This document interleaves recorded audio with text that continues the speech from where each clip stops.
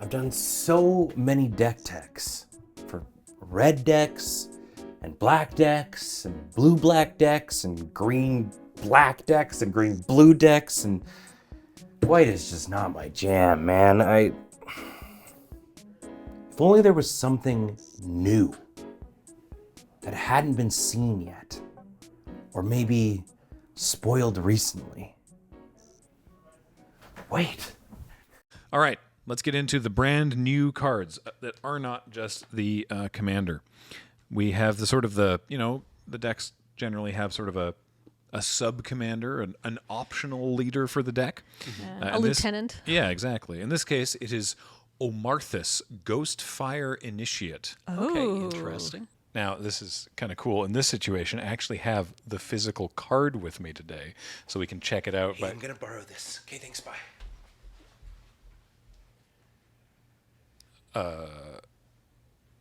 Okay. 2 hours later. All right. Welcome to an all-new LRR MTG Deck Tech with me, Ben Ulmer.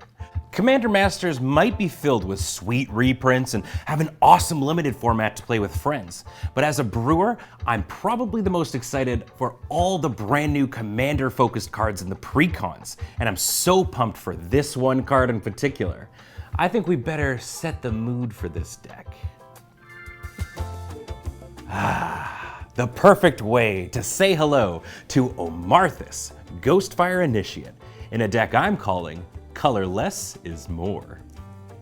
Omarthus, Ghostfire Initiate, is a 0/0 Spirit Naga for XX that reads, Omarthus enters the battlefield with X +1/+1 counters on it. Whenever you put one or more +1/+1 counters on another colorless creature, you may put a +1/+1 counter on Omarthus. When Omarthus dies, manifest a number of cards from the top of your library equal to the number of counters on it. Now, because this deck is colorless, it doesn't have access to a lot of the bread and butter +1/+1 counter synergies that you'd find in like green and white. But what it does have access to is a bunch of artifacts that use counters while they're doing a bunch of other cool things. And that's the whole theme of the deck. First up, we have constructed powerhouses like Walking Ballista and Arcbound Reclaimer. Both use their counters for powerful effects, making them threats on the board. And since they enter the battlefield with counters, they trigger our commander's effect as well. But why stop there? Let's get weird in here. After all, there's a lot of cards that use +1/+1 counters to do cool things.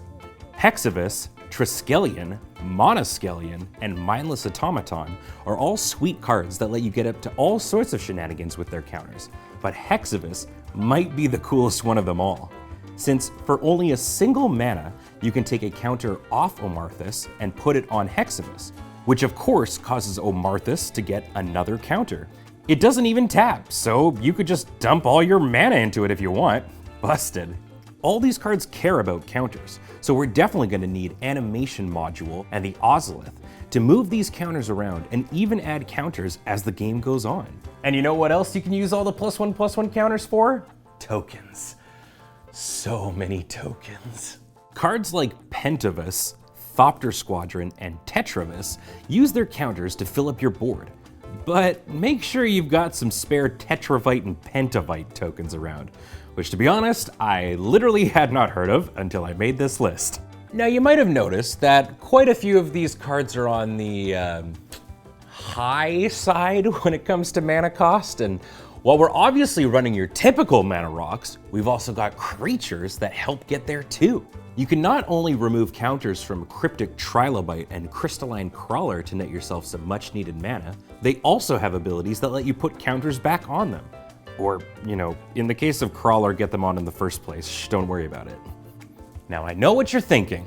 Ben, you handsome devil. Oh, stop it. What happens if you end up manifesting these creatures with Omarthus's other ability? A bunch of them have 0 toughness and they'll just die if you flip them over. Well, my astute friend, we've got a couple of options for you there. First up, just get them back with artifacts that return cards from your graveyard. cards like Scrap Trawler, which allow you to return anything with lesser mana value to your hand, or Eventide All-Star Scarecrow, which just lets you slam that bad boy right into play from the graveyard. You can also use cards going to the graveyard to your advantage with cards like Summoning Station and Dross Scorpion. There's even a neat interaction with Dross Scorpion and Cauldron of Souls in our deck, which allows you to give the thing that's dying persist, which then makes it return to the battlefield on death. And since it died, Scorpion untaps the Cauldron so you can do it all over again. Just keep in mind, this only works if the creature you're giving persist to has enough toughness to live for a hot second. So having Forsaken Monument out, for example, is very helpful. It's also just helpful because all your creatures are colorless and it makes them swole. Of course, if things go too well and you've made a gigantic Omarthus, your opponent is likely to do something annoying and wipe the board, taking you from a big and tall situation to a pile of sad little 2/2s. But don't worry, friends, because here comes Graz, Unstoppable Juggernaut. Who needs 2/2s when you can have an army of 5/3 Juggernauts that know only punch? There's also tons of activated abilities in the deck, and the only thing better than powerful activated abilities is doubling them with cards like Lithoform Engine and the brand new abstruse, I'm confident this is a made-up word, Archaic, turning those little pings into double pings, or double cards, or double tokens, whatever you want. And since we're talking about new cards, don't forget about Skittering Cicada, which allows you to cast colorless cards as though they had flash, while getting big and stompy whenever you cast one. And Desecrate Reality, which exiles a permanent from each opponent that has an even value. And since you're running a colorless deck, you'll trigger Adamant every time, bringing back an odd mana value permanent from your graveyard. Finally, what's a deck without lands? The best part about playing a colorless deck is that you get to run all those cool utility lands that multicolored decks have to think twice about. Drannith Ruins, Crawling Barrens, Tyrite's Sanctum, and Karn's Bastion are all lands that can add counters to things, which of course works nicely with Omarthus. You've also got Inventor's Fair and Urza's Saga, which allow you to tutor for whatever you need to put the fear in your opponents. Urza's Saga is particularly spicy in this deck as it has 11 possible targets to grab.